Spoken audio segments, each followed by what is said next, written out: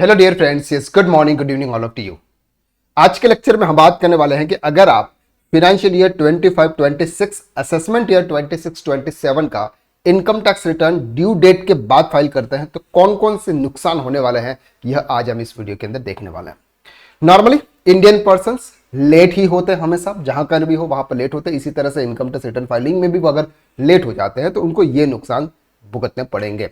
सबसे पहले बात आती है कि सर अगर आपका कोई भी कैपिटल गेन है, आजकल हर कोई शेयर मार्केट में इन्वेस्ट करता है और शेयर मार्केट के अंदर वो चाहे वो इंट्राडे कर रहा है या कुछ भी कर रहा है और 99% केसेस में लॉसेस होते हैं।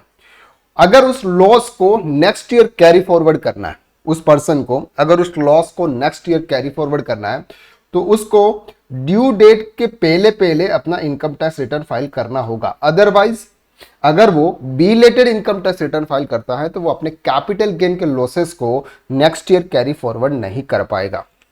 दूसरा, अगर कोई हॉर्स रेस में बिजनेस कर रहा है तो उनका भी लॉस आप कैरी फॉरवर्ड नहीं कर पाते हैं।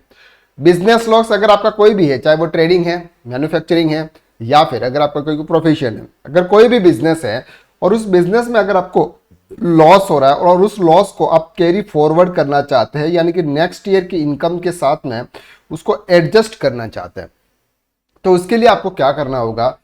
सिंपल, ड्यू डेट के पहले पहले आपको आपका इनकम टैक्स रिटर्न फाइल करना होगा। नॉर्मल से ड्यू डेट क्या है इस बार की? इस बार की ड्यू डेट है सर इंडिविजुअल के लिए, जिनके लिए ITR 1 और ITR 2 है उनके लिए 31/7 है। जिनका बिजनेस है उनके लिए सर 31/8 है। और जिनका बिजनेस है इंडिविजुअल, जिनका और टैक्स ऑडिट है, उनके 31 अक्टूबर तक वो अपना इंडिविजुअल रिटर्न फाइल कर सकते हैं। सर स्पेकुलेशन बिजनेस के अंदर अगर आपका कोई भी लॉस होता है तो वो लॉस भी आप कैरी फॉरवर्ड नहीं कर पाओगे। कब? जब आप ड्यू डेट के पहले आपका इनकम टैक्स रिटर्न फाइल नहीं करोगे। सर एक और चीज आती है यहाँ पे कि अगर ड्यू डेट के बाद अगर मैं अपना इनकम टैक्स रिटर्न फाइल करता हूं तो मुझे 1000 रुपीज की लेट फीस लगेगी। अगर मेरी कोई अदर इनकम्स भी है जहां पर अगर 5 लाख रुपीज तक है और 5 लाख रुपीज से अबो है तो 5000 रुपीज की सर मुझे पेनल्टी पे करनी पड़ेगी। तो ये भी ड्रॉबैक है, यहाँ पर लॉस है अल्टीमेटली। तो अल्टीमेटली कहने का मतलब यह है कि सर डिपार्टमेंट ने, इनकम टैक्स डिपार्टमेंट जो भी आपको डेट दे रखी है कि सर आपको इस डेट से पहले पहले आपको इनकम टैक्स रिटर्न फाइल करना है तो आपको कर लेना चाहिए। अदरवाइज आपको पेनल्टी भी लगेगी और अगर आपके कोई लॉसेज है तो उन लॉसेस को आप नेक्स्ट ईयर कैरी फॉरवर्ड नहीं कर पाओगे।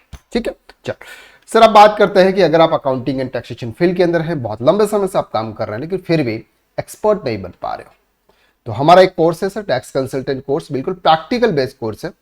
जो चार्टर्ड अकाउंटेंट काम करते हैं इस कोर्स को ज्वाइन करने के बाद आप भी 60 to 70% ईजिली आप भी इस काम को कर सकते हैं। कोर्स की लिंक आपको डिस्क्रिप्शन में दे रखी है, एक बार वहां पर जाकर जरूर चेकआउट करें।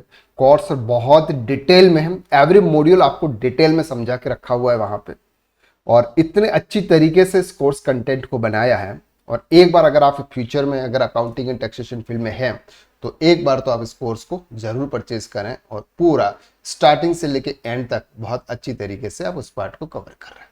क्लियर? चल, तो आज के लिए बस इतना, नेक्स्ट वीडियो में फिर मुलाकात करते हैं, तब तक के लिए थैंक यू सो मच।